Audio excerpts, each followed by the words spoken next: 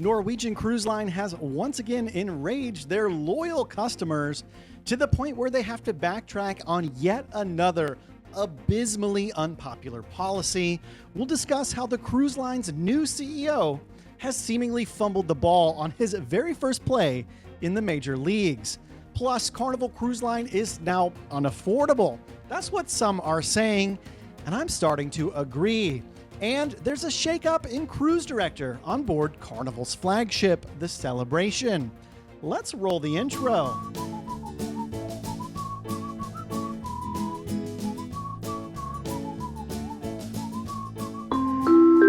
Hey, welcome to the Midships channel. I'm your Captain Corey, and thank you so much for stopping by the channel today. Welcome back once again to the Central Florida Midships studio.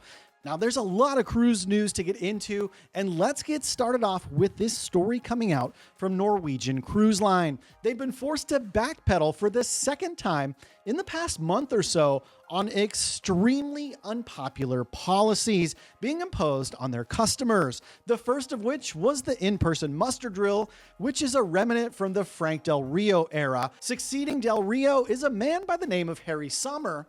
And in what seems to be his very first play in the professional leagues, it appears Harry Sommer has fumbled the ball right out of the gate with a new policy prohibiting fans on board Norwegian Cruise Line ships. And oh boy, this was horribly unpopular to the point where the cruise line has been forced to backpedal on the policy. Now, I'm going to tell you about this as soon as I remind you that I have a podcast releasing here in the next couple of days called Cruise Confessionals, and I'm looking to share your story about interesting, saucy, or maybe even spicy things that have happened on board cruise ships. If you'd like to share your story with me, please send an email to this address, podcast@midshipscruise.com.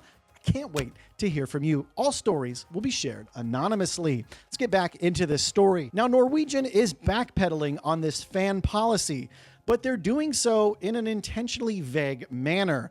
But they have updated the policy to clarify that all types of fans, with the exception of small electrical and battery-operated fans, are prohibited. And small is quite descriptive, right? Of course, like, is this small? Is this small? What is actually small?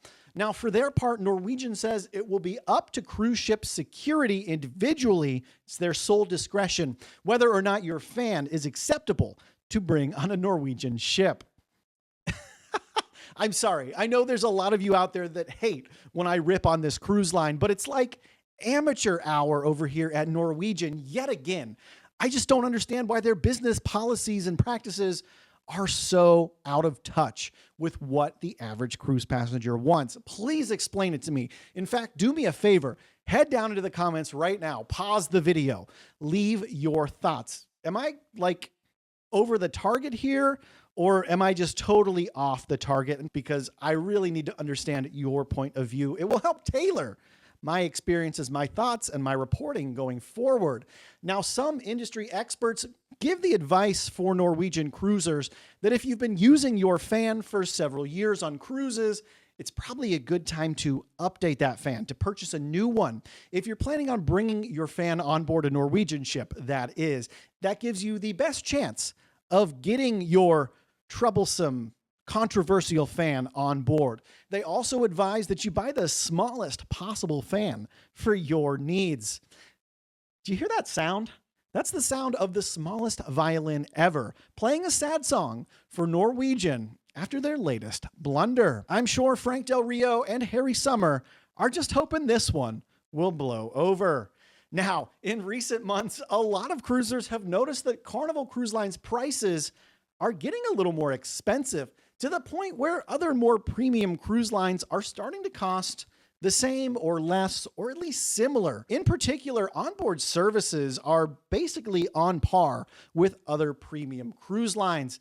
And before we get into these expensive things, let me tell you about some inexpensive things that are really good. They can be found at the Midships Amazon store. If you love cruising as much as I do, and you love supporting small independent content creators, Like me? Well, the best way to do that is to gear up for your next cruise by shopping in my Amazon affiliate store. Check it out. There's a link in the description down below this video. Now, according to an article from cruisehive.com, they've started to take note of passengers who are getting a little fed up with onboard price increases from Carnival Cruise Line. Most recently, we reported on the gratuities and the Wi-Fi increasing exponentially. And that just happened on the 1st of this month. According to this article, some other cruisers have been mad for a while now because of the cost of a dozen bottles of water on board a Carnival cruise. Now, if you don't remember, around Thanksgiving time of last year, you might have noticed that the $4.95 pack of 12 waters is now $9.95 pre-cruise if you want to buy it for your cabin. That's doubled in price, more than doubled for the same exact thing. Now, correct me if I'm wrong. I know inflation is at record levels. We've never seen inflation like this for at least most of our lifetimes, but I don't think inflation has doubled the price of bottled water at this point, but maybe I'm wrong. And apparently a lot of other cruisers are starting to complain about this, and it's caught the eye of brand ambassador John Heald, who took to Facebook to respond to one of these complaints, saying that he will indeed address the price of bottled water, adding that yes, prices did go up a bit recently with the bottled water because of inflation, which he added, I know many of you are facing on land. John, inflation is not that high. Love you, buddy. But no, just no on this one, my friend. Other commenters lamented that Carnival is gouging and taking advantage of their passengers, saying that it's in poor taste to charge so much more when other cruise lines are reasonable about their bottled water prices. Now let's look at that, because that's not strictly correct, because Carnival is still at or amongst the cheapest purveyor of bottled liquid water of all the other mainline cruises. For instance, Royal Caribbean charges $12 for the exact same dozen bottles of water. And Norwegian, of course, Norwegian's going to charge more. Why wouldn't they? Because they make terrible business decisions. Norwegian actually charges $35 for a dozen of 17-ounce boxes of water. Yeah, Norwegian's water comes in a box. Why? Who wants a box of water? But I digress. Let's get back on the topic at hand. Basically, the moral of these figures is that despite increasing the price over 100%, Carnival still technically has the cheapest bottled water that you can pre-purchase before your cruise. So I guess a little bit of perspective is sometimes in order in these kind of situations. Let me know your experience as of late with booking cruises. Do you think the prices are way up across the board, or am I just like missing the mark here? And speaking of being way off, a popular cruise director on the Carnival celebration has found his way off the ship, as cruise director Lee Mason recently took over the coveted position from Chris the Flying Scotsman Williams on board the celebration, which is kind of cool because I've not actually sailed with Lee before, and that leaves me really extra excited for the Carnival group cruise. We now know we've got a new cruise director on our cruise. Lee Mason is going to join us for that 6-night cruise out of Miami, Midships Miami Nights. More information about that could obviously be found in the link below. If you still want to join us, it's not too late. It's like 60 days before we sail. I'm getting excited. What about y'all? Lee Mason taking over for the Flying Scotsman, Chris Williams, who's going to enjoy a little bit of time off before his next contract, which will be aboard the celebration in late July. Kind of seems like these two are just going to be trading off and on this ship for a while. Don't forget, Carnival also has a new ship in the Jubilee coming out at the end of this year. Wouldn't surprise me if one of these two influential cruise directors found their way on board that shiniest of new ships. Hey, if you made it this far into today's episode, please show me a little bit of that YouTube love by heading down below this video, hitting the subscribe button, and following it up with that big thumbs up. It's the only way to let me know that you love cruising as much as I do. Thank you so much for stopping by the channel today. And until next time, we'll see ya on the Midships.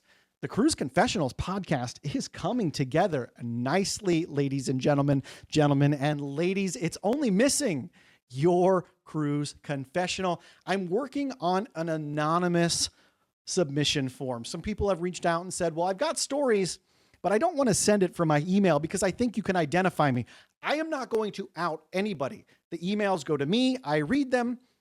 I tell the story. I change the names, and all of the information, including ships, cruise lines, what have you. There is no way people are going to know it was you. I promise you that, unless you have some weird identifying situation that I don't know about, but you should be more careful in sharing it then. But really, seriously, looking for just a couple more confessionals to make the first round of episodes. So if that's you, if you think you got a good one, hey, why don't you share it with me? And actually, let me know your thoughts. I was thinking about doing maybe a call in here or there for some more live sharing of these confessionals. Just spitballing here. It's a new thing. We're going to be trying some things, but this, I tell you what, I've shared this with a few people that I know. I think this is going to be a big hit. We'll see you tomorrow.